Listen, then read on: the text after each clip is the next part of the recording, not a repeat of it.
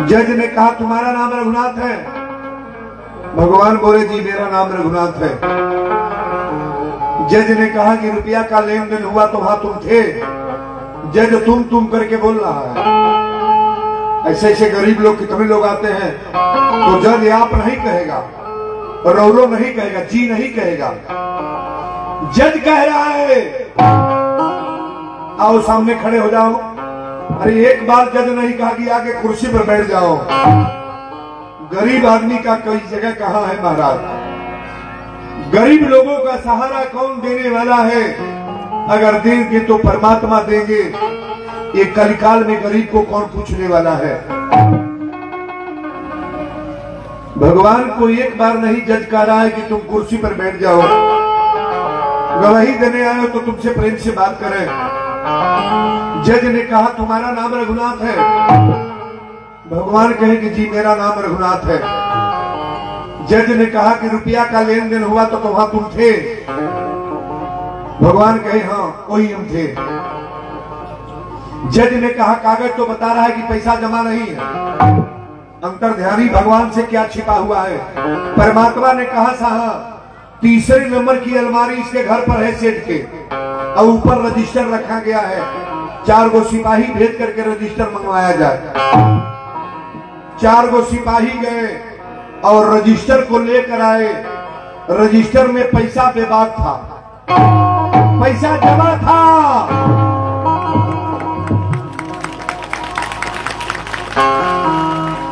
जज ने कहा सेठ ये कागज तो बता रहा है कि तुम्हारा पैसा फुल जमा है, ये कौन कागज दिखाए हो? सेठ ने कहा साहब मैं गलत कागज दिखा दिया हूं। जज 4 को सिपाही बुलवा करके कहा इसको हथकड़ी लगाओ। अब हथकड़ी लगा करके जेल में डाल दो।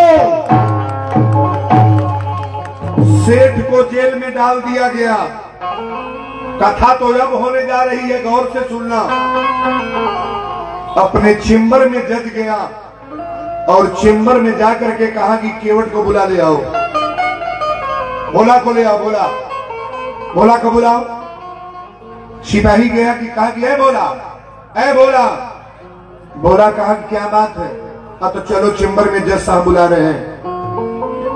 केवट जब भगवान जाने लगे तो पहले फूट करके बैठ के रो रहा था कि परमात्मा जीवन भर मैंने तपस्या किया लेकिन आप नजर से दिखाई नहीं दिए, और हमारे जैसे गरीब आदमी का गवाही देने के लिए आप आ गए। मेरे जैसे तुच्छ प्राणी का गवाही आप मेरे जैसे केवट की गवाही देके जा रहे हो। फिर मिलन हो ना मिलन हो, लेकिन हमारे जैसे गरीब व्यक्ति का गवाही देके जा रहे हो। भगवान तो चले गए, लेकिन चेम्बर में केवट को जज बुलवाया। कहा कि केवट को बुलाओ। केवट आया। केवट कांप रहा है कि जज अब क्या फैसला करेंगे, तो जेल में पड़ गया। केवट गया तो जज अब क्या कर रहे हैं? जज कहे कि केवट कुर्सी पर बैठो मेरे सामने। अब कुर्सी पर बैठा रहे हैं। थोड़ा विश्वास ऊंचा हो गया। जज ने पूछा एक बात बताओ, वो जो गवाही देने वाले थे वो कौन थे? केवट ने कहा साहब वो रघुनाथ थे। अब तो ये कहाँ रहते हैं? केवट ने कहा साहब जहां हम रहते हैं। अब तो तुम कहां रहते हो? केवट ने कहा साहब जहां रघुनाथ रहते हैं। जज ने कहा कि तुम और रघुनाथ एक ही पास रहते हो? केवट ने कहा साहब हम दोनों आदमी एक पास रहते हैं। जज ने कहा मंदिर बनवाया हो ऐसा आदमी तो था नहीं, कोई धनाढ्य व्यक्ति मालूम नहीं हो रहा था। ये कौन थे?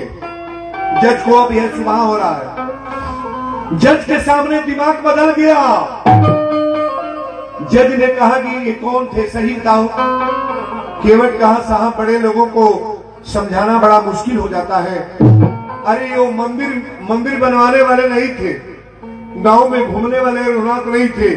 जो मंदिर में बैठे हैं सरकार वो रघुनाथ थे।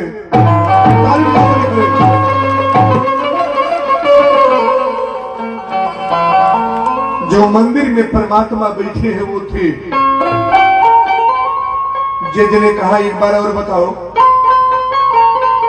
जो मंदिर में बैठे हैं वो थे? केवट ने कहा साहब वो रघुनाथ थे जो मंदिर में बैठे हैं। जज अपने कुर्सी पर से खड़ा हो गया। अब पहले तुरंत अपना रजिस्टर फाइल ऐसे फेंक दिया, अपने जैकेट को फाड़ दिया और जैकेट फाड़ करके चेंबर से बाहर जाकर के फूट फूट करके जज रोने लगा। आंख में आंसू लेकर के जज रो रहा है। सारे अधिकारी आ गए। जज साहब आप रो क्यों रहे हैं? महाराज आप कई करोड़ों के मालिक हैं, आप काहे रो रहे हैं? जज ने कहा मुझे आज जज मत कहो, मेरा नाम जज से काट दो, मैं जज नहीं हूं। आज मेरे साथ जो घटना हुआ है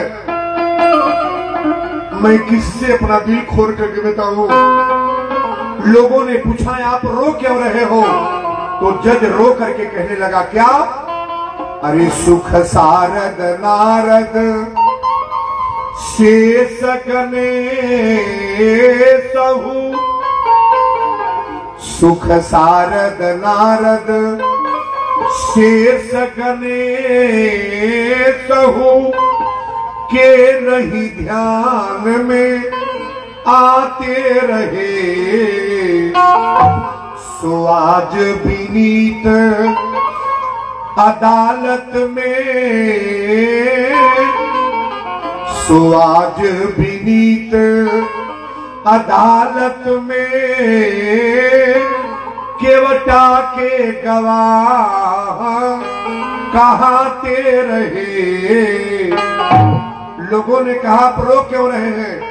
जज ने कहा आज भगवान गवाही देने के लिए, एक केवट की गवाही देने के लिए मेरे पास आकर के खड़े थे। सोया जी विनीत अरे अदालत में केवटा की गवाह कहाते रहे। कुर्सी पे बना,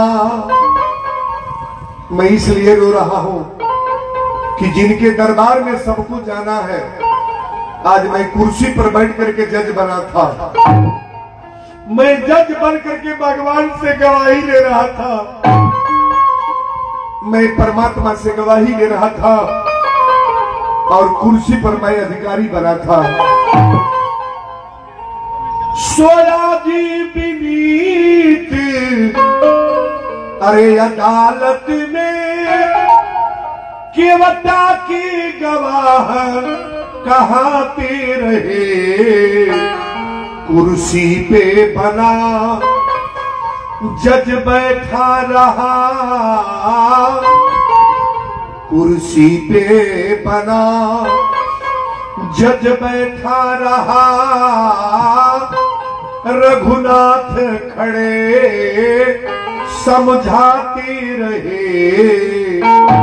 कुर्सी पे बना मैं जज बन करके गवाही दे रहा था और भगवान गवाही दे रहे थे। आप एक बात बताओ, चाहे मास्टर हो, डॉक्टर हो, जज हो, दरोगा हो, एक दिन भगवान के दरबार में गवाही देना है कि नहीं? नहीं देना है, नहीं देना है। आप यहां गलत कर लो, बुरा कर लो, किसी को सता लो, किसी का खेत ठेका लो, किसी के बेटा का हत्या करा दो, लेकिन वहां जाने के बाद साफ साफ हो जाएगा। लोगों ने कहा जज साहब पुनी की हो गई। जज ने कहा मैं आज नौकरी का इस्तीफा देने जा रहा हूं, मैं जज नहीं बनूंगा। लोगों ने कहा आप क्या कर रहे हैं? आप जज नहीं रहेंगे। जज को तुरंत उठा करके जज अपना रजिस्टर फेंक दिया, एक काला जैकेट फाड़ दिया और पॉइंट निकाल करके राधे राधे का गमछा, वृंदावन आप जाओगे तो मिलेगा, एक गमछा कान्हे पर लगाया और धोती पहन करके कहा कि मैं अब जज बनने लायक नहीं हूं। लोगों ने कहा आप रो काहे रहे हैं? जज ने कहा मैंने जितना रुपया कमाया है, किसी का खेत बेचवा करके, किसी महिला का गहना बिकवा करके दलाली लिया, जज का पोस्ट बढ़िया है कि बुरा है? नहीं बोलोगे? आज भी अच्छे पोस्ट पर रहने वाले लोग अच्छे हैं, लेकिन ये पोस्ट आपको अच्छा रहने नहीं देगा। जज ने कहा कि अब मैं जज नहीं, आज से मुझे साधु कहना। जज की परिभाषा यहां काट दो, और कोई अधिकारी हमसे मिलेगा नहीं। अगर जो मिलेगा तो उससे बता दे रहे हैं, साधु कह करके बुलाएगा और साधु बन करके आएगा तो मुझसे बात करेगा।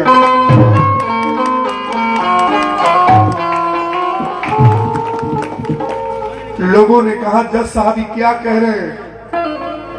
मंदिर पर जाकर के जज ऐसे मूड़ी पटक दिया। आप ईमानदारी से बोलना, भगवान का दर्शन आपको हो जाए तो आपका बेटा दिखाई देगा, घर दिखाई देगा, संपत्ति दिखाई देगी, नात रिश्तेदार दिखाई देंगे, डायरेक्ट परमात्मा आपको दिखाई देंगे। मंदिर पर जाकर के भगवान से रो करके कहने लगा कि परमात्मा, अपने जीवन में मैंने जितना किया ये सब मैंने बुरा किया है। वीरेंद्र बाबा व्यास गद्दी पर से बोल रहे हैं, ये भला बुरा का न्याय तो परमात्मा करेंगे। कथा को बड़ा ध्यान से सुनना। जज रोने लगा और मंदिर पर मूड़ी पटक करके भगवान से निवेदन किया कि या तो गया हूं मगर जानता हूं, अरे या तो गया हूं मगर जानता हूं, ये तेरे दर पे आने के काबिल नहीं हूं।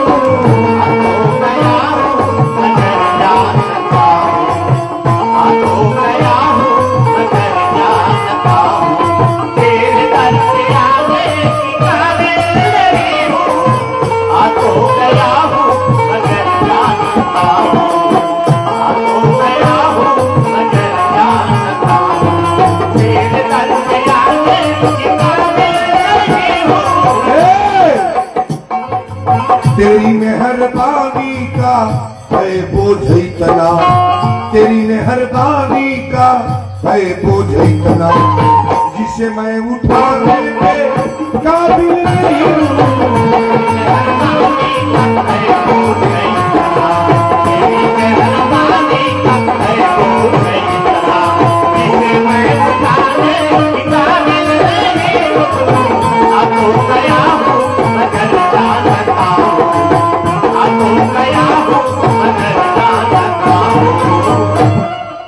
जज भगवान के सामने रोकर कह रहा है, ये जमाने की चाहत ने तुझको भुलाया,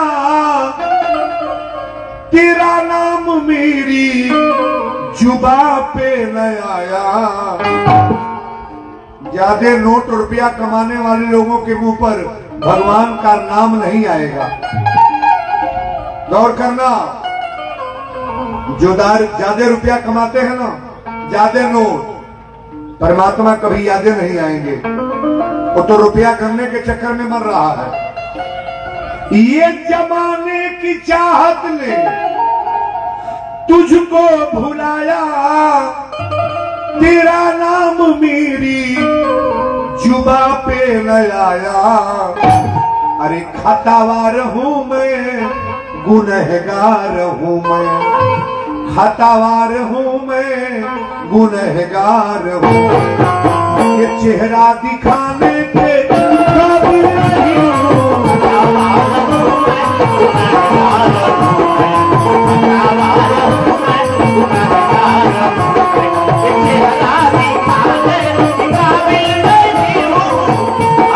गया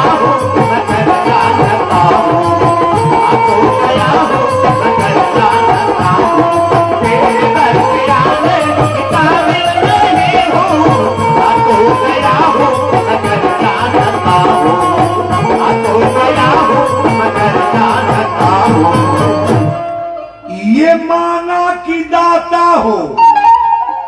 तुम कुल जहां के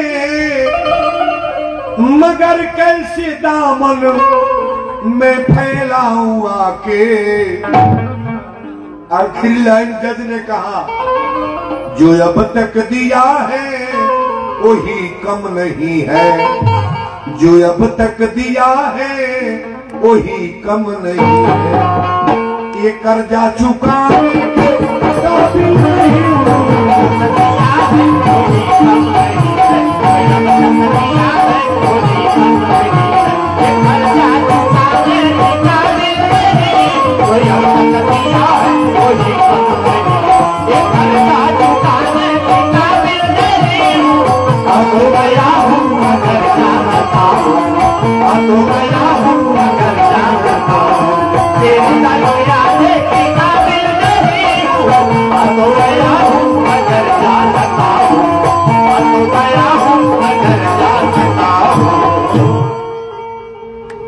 ईमानदारी से बोलना। यहाँ जितने लोग हैं, अगर इस तरह के बात आ जाए तो आपका दिमाग बदलेगा कि नहीं?